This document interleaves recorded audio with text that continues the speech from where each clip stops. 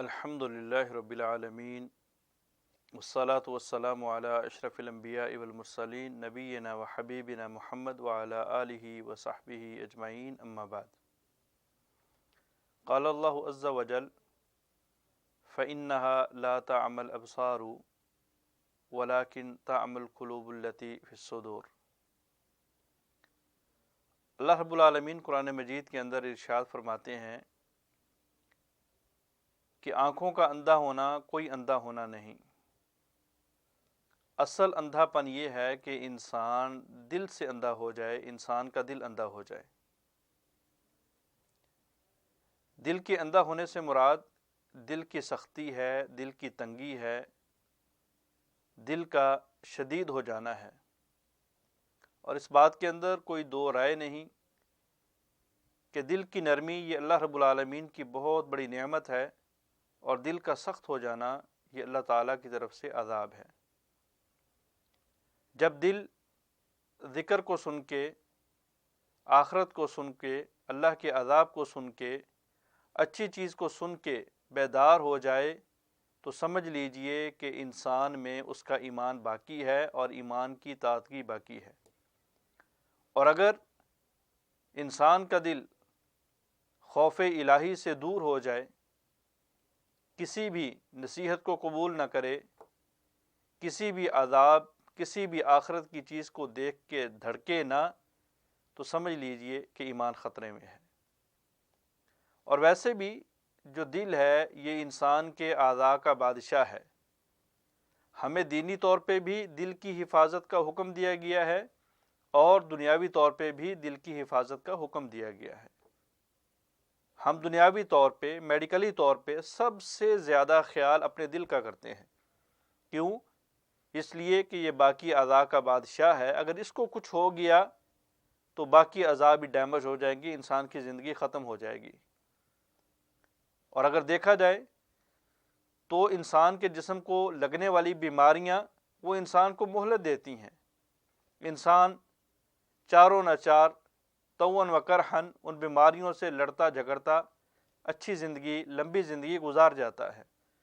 لیکن اگر اس دل کو، اس بادشاہ کو کچھ ہو جائے تو انسان کی زندگی دنوں پہ آ جاتی ہے، گھنٹوں پہ آ جاتی ہے۔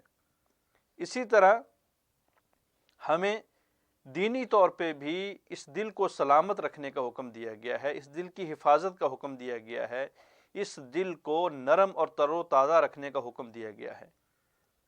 پیغمبر علیہ الصلاۃ والسلام نے فرمایا کہ خبردار، انسان کے جسم میں ایک لوتھڑا ہوتا ہے، اگر وہ درست ہے تو سارے کے سارے اعضاء درست ہیں، اگر وہ خراب ہو گیا تو سارے کے سارے اعضاء خراب ہو جائیں گے، سارے کے سارے اعضاء ڈیمیج ہو جائیں گے، تباہ ہو جائیں گے۔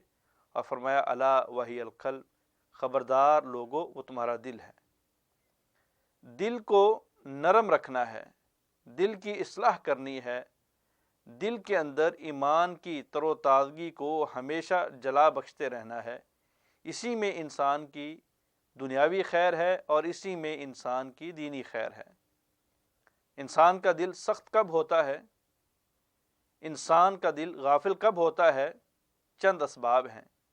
سب سے پہلے جب انسان اللہ کے ذکر سے غافل ہو جاتا ہے، اللہ کو بھول جاتا ہے، اللہ کی عبادات، اللہ کو یاد کرنا، اللہ کی تسبیحات پڑھنا، اللہ کی نعمتوں کا شکر ادا کرنا، اللہ رب العالمین کے بتلائے ہوئے حکموں کو جھٹلا دینا، آخرت کی فکر کو چھوڑ دینا، یعنی کلی طور پہ انسان، بے شک وہ مسلمان ہے، مسلمان ہونے کے ناطے اللہ کو ماننا تو ضرور، لیکن اللہ کی یاد سے غافل ہو جانا یہ انسان کے دل کو مردہ کر دیتا ہے۔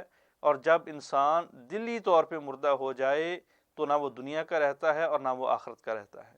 دوسرے نمبر پہ جب انسان گناہ کرتا ہے اور پھر اس کے اوپر اصرار کرتا ہے، گناہوں کا ارتکاب اور اس کے اوپر اصرار، ایز اے انسان گناہ ہو جاتے ہیں، انسان گناہوں کا پتلا ہے، لیکن گناہ کر لینے کے بعد اس کے اوپر نہ شرمندہ ہونا، نہ پشیمان ہونا، نہ پریشان ہونا، بلکہ گناہ کے اوپر گناہ کرتے جانا، گناہوں کے انتقام اور گناہوں کے انجام کو کچھ سمجھنا ہی نہیں، بلکہ جو ہے نا وہ ایسے ہی گناہ کرنا جیسے انسان نیکی کے کام کرتا ہے، تو سمجھ لو کہ انسان کا جو بادشاہ ہے، انسان کا جو دل ہے وہ مردہ ہو چکا ہے، وہ بے حس ہو چکا ہے۔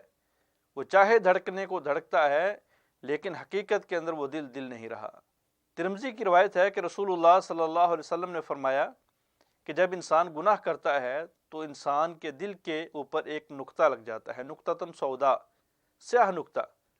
اگر تو انسان نے اس نقطے کو گناہ کر لینے کے بعد نیکی کے ذریعے مٹا دیا، صاف کر دیا تو صاف ہو جائے گا۔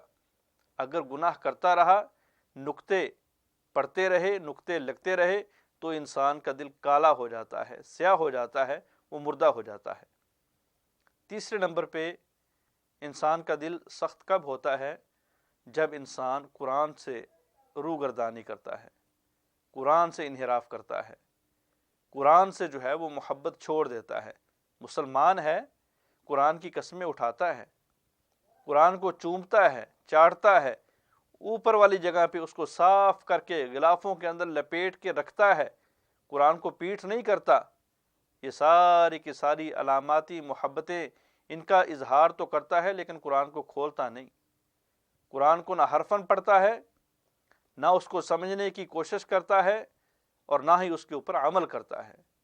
یعنی قرآن سے جو محبت وہ بناوٹی محبت کرتا ہے، اصل میں وہ قرآن سے روگردانی کرتا ہے۔ تو قرآن سے روگردانی کرنے سے بھی انسان کا دل مردہ ہو جاتا ہے۔ اللہ تعالی ہمیں سمجھنے کی توفیق عطا فرمائے۔